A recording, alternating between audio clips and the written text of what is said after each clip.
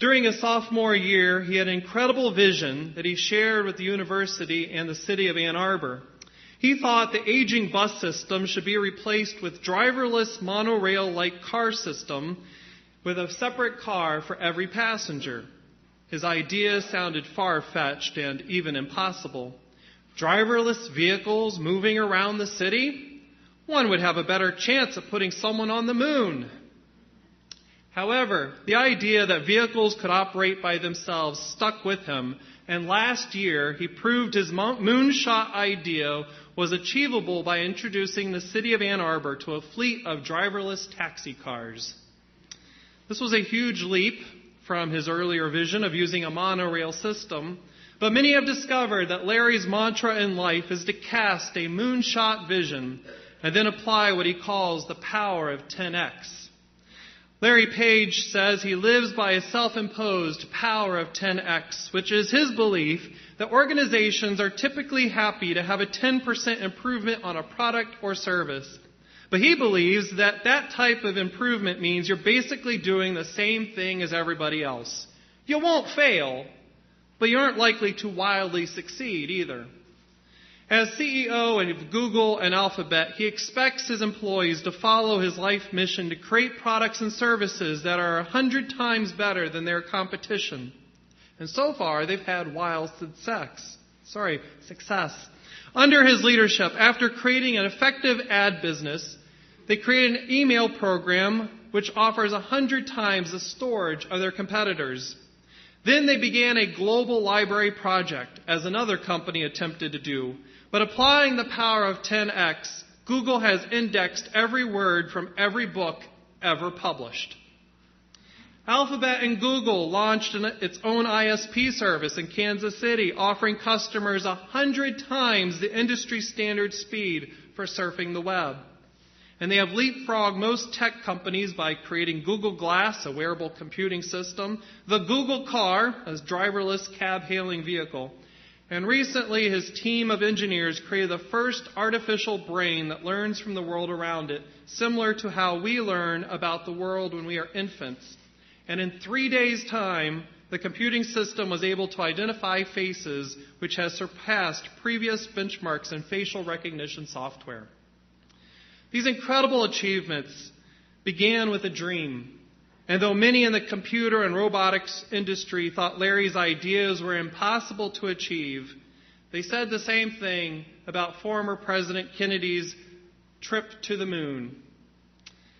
And Larry and Google continue to have moonshot goals. It was President Kennedy's moonshot goals that inspired authors Lisa Goldman and Kate Permel to seek out fellow CEOs to discover what moonshot goals they had when they turned their businesses into Wall Street darlings. In their book, The Moonshot Effect, Disrupting Business as Usual, they state they found every moonshot goal began with an impossible dream. Lisa's moonshot was bringing Nokia's Mosh to the business market, the very first mobile social sharing platform. And Kate was CEO for the release of the Palm Pilot, the very device that inspired Steve Jobs to embrace his own moonshot, the creation of the iPhone. Lisa and Kate define a moonshot goal as a big idea project that harnesses human aspirations. And taking on a moonshot goal causes a business entity to turn away from doing business as usual to involve new processes, audacious innovation, and collaborative teamwork. As Lisa and Kate spoke to fellow CEOs who dreamt the impossible, they began to see a common thread as stories were shared. Both Kate and Lisa had collaborated with a team of individuals, and as a team, they had taken a leap of faith to make impossible dreams become a reality. It took a team to embrace a moonshot. Jesus, too, surrounded himself with a team of individuals who left behind their former occupations to follow him and seek an impossible vision. Though it's important to note that initially the disciples had their own moonshot goals, which didn't match Jesus' vision. The disciples believed that Jesus would reverse their fortunes, that they would become powerful and wealthy in his new kingdom, and that he would usher into Israel a peace and security after he led a rebellion against the Roman Empire. And though going against a formidable enemy like Rome seemed impossible, they witnessed Jesus performing incredible miracles that they had never seen before. And thus they believed the impossible could become possible with this incredible power. But you see, Jesus and his disciples did not see eye to eye on this topic. And Jesus made it very clear when he sat with his disciples and explained to him the role of a Messiah. And for that story, we have to go to a piece of scripture prior to our reading in Luke. In that account, Jesus sat with his disciples and he asked them who they thought he was. And Peter was the first to respond. And he gave a business as usual type of response saying, "You are the Messiah of God." And Jesus utilized that moment to inform Peter that he saw the Messiah role differently. Jesus believed that his crown would not be of gold, it would be made of thorns. Instead of people celebrating his kingship, they would insult him. Instead of a throne, he would embrace a cross. It was this impossible image that angered Peter, who sternly rejected what Jesus said. So then 8 days later, Jesus pulled his executive team together, which consisted of Peter, James, and John, and he led them to a mountaintop retreat to once again share with them his vision. Yet when they reached the peak, his executive leaders were more interested in taking a nap than learning new things. And suddenly at evening, the 4 disciples witnessed Jesus' transfiguration, which gave them a glimpse of heaven and an opportunity to see the vision he had described to them. This vision was also meant to demonstrate to his disciples that he was doing something new and that he needed their support so he could fulfill his moonshot mission of offering salvation to the whole world. One would have thought they finally understood what Jesus had been telling them, but no. Even after all that, they still didn't grasp that Jesus was doing more than what they imagined, and his mission was more than a political attempt to overthrow Rome. Based on Peter's suggestion to build 3 huts, it's immediately clear he didn't understand who Jesus was, nor what his vision truly was. Peter placed Jesus on the same level as Moses and Elijah. And to ensure we didn't miss this, Luke added for our benefit that Peter didn't know what he was saying.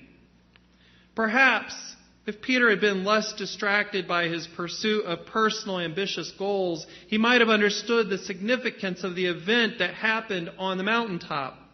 Standing on the mountaintop with Moses and Elijah, Jesus was uniting the law, as represented by Moses, and God's mercy, as represented by Elijah. And it was these things united that Jesus was showing the fulfillment of God's merciful love.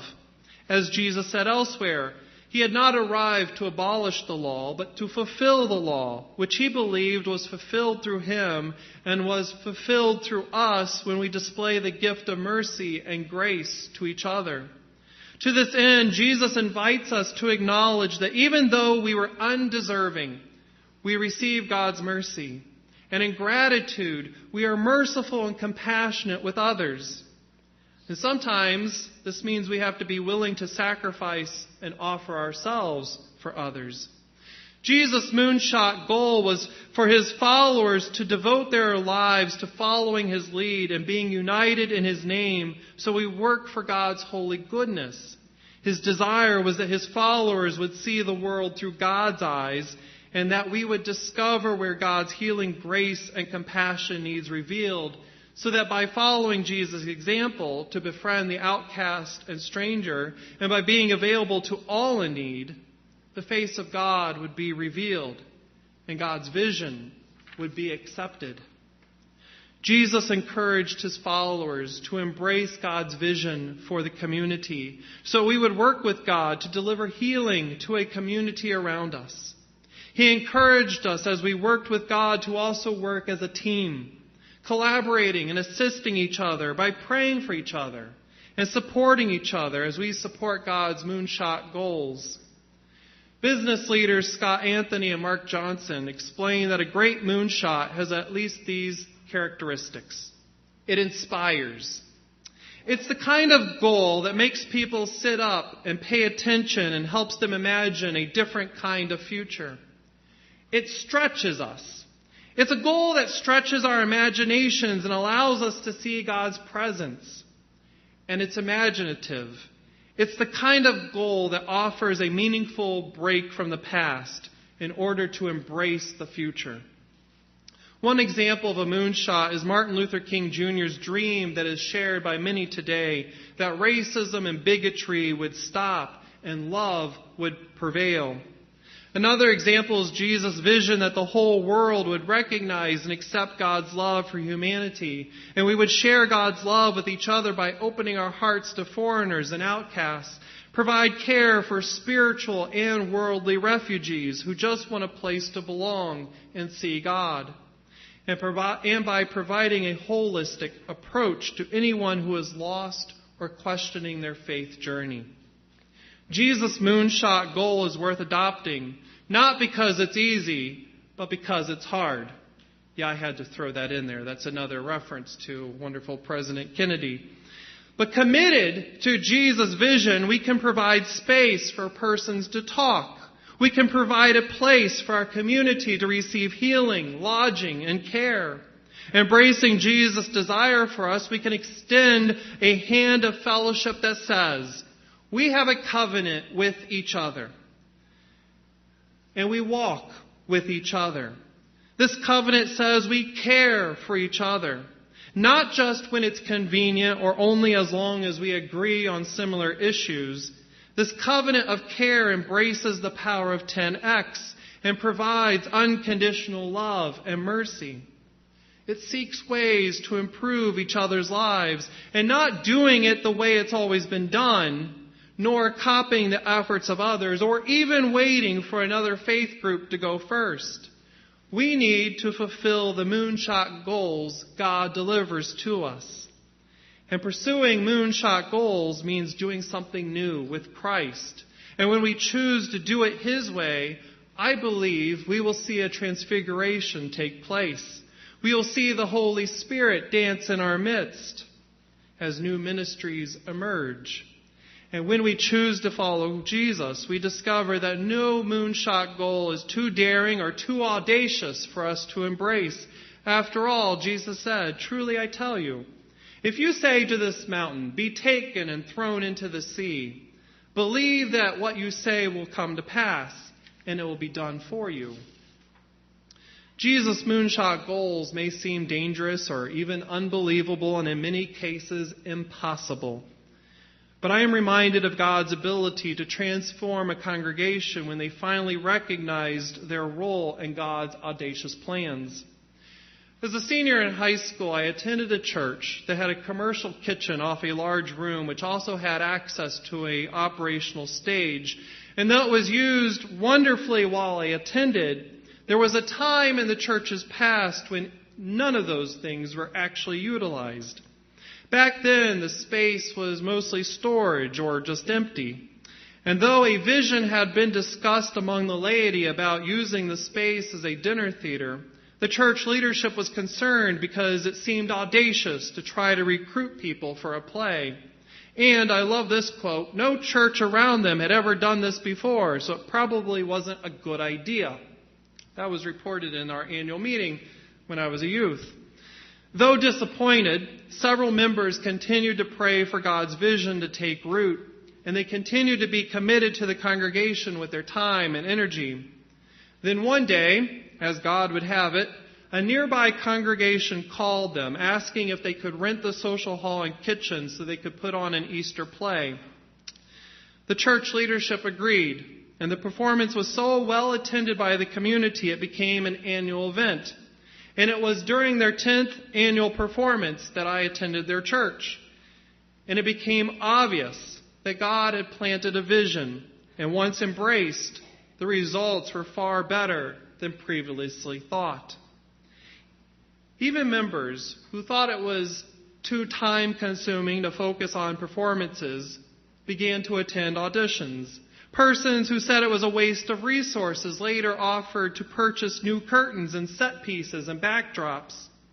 The congregation realized that this was God's call for them, and they sacrificed much so that the community would be impacted by their dramatic stories.